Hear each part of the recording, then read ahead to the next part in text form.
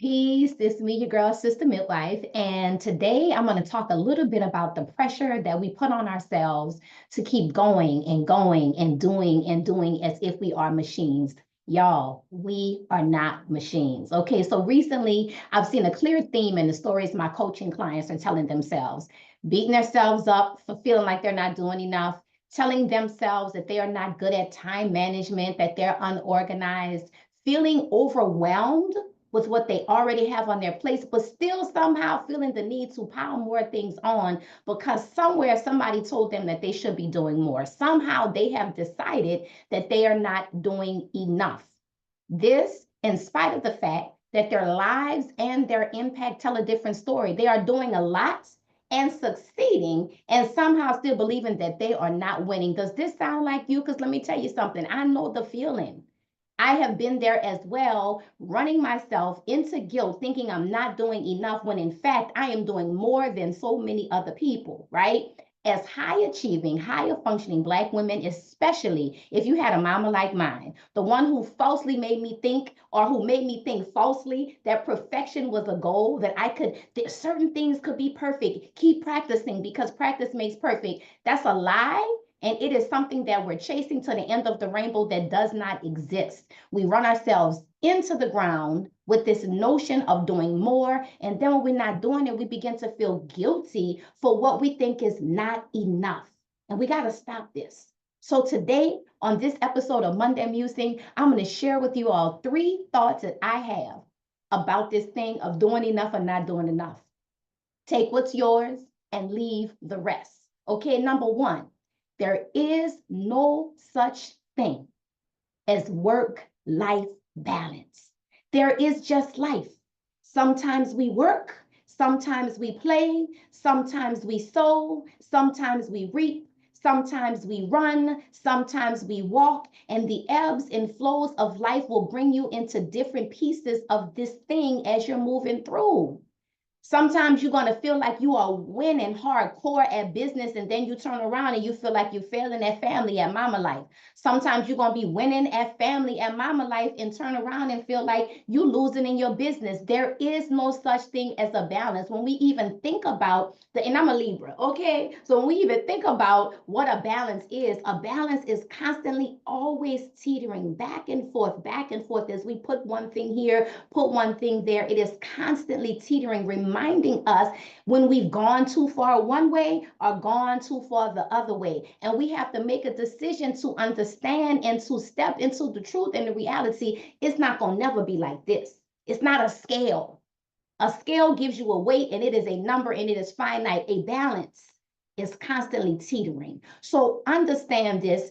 Lean into this knowing that there will always be a teetering. And as soon as you can learn this and accept this, it'll make things a lot easier for you. Now, number 2, let's talk about some practical steps. What are you doing right now that you can outsource so that you can get some of your time back? Now, in your business, maybe it's something as simple as a scheduling app. Autoresponders on your emails. Autoresponders do not have to simply be used just when you are going on vacation. You can choose to use autoresponders just to let people know, like, hey, I have a big business and I also work full time and I be busy. So my response is not going to be 24 hours. You don't have to feel pressure to respond to every single email literally in 24 hours.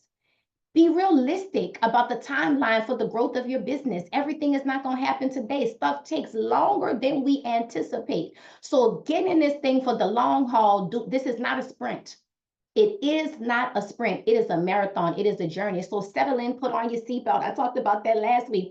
Strap on your seatbelt and just enjoy the ride because it's going to take longer than you thought.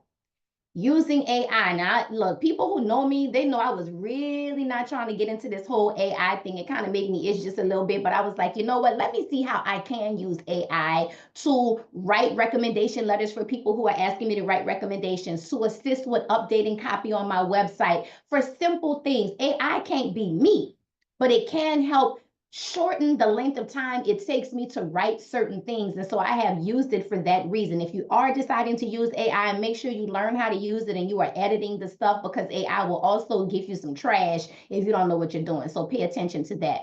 I also recommend that you check out services like Fiverr or Upwork, where you can hire a contractor for the low to do small things like updating some small things on your Wix website or any kind of like platform like that, creating templates for your social media. You can purchase templates. If you go into canva.com, and it's free, you go into Canva, you can find templates that people have already utilized that you can use. You can also go to Etsy and purchase templates. So you're trying to figure out, you want your social media to have a certain type of vibe, a certain type of aesthetic, and you're trying to decide how to do these things, and that's not your wheelhouse, that's not your area of expertise. No problem. Go to Etsy, put in social media templates, put in PowerPoint templates, put in templates for a book cover, all sorts of things, and templates will come up, and all you have to do is change the photos, change the words, and change the colors to match your brand, and boom, it's done for you, and you do not have to think as hard to make things look really, really nice and professional. So be sure that you are tapping in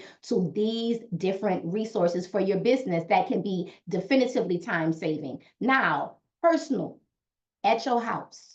This is a lot of time where the guilt creeps in when we feel like we are failing at home and we don't want to ask for help or receive the help. But there are lots of places where you can get help that can free you up. So like homework help.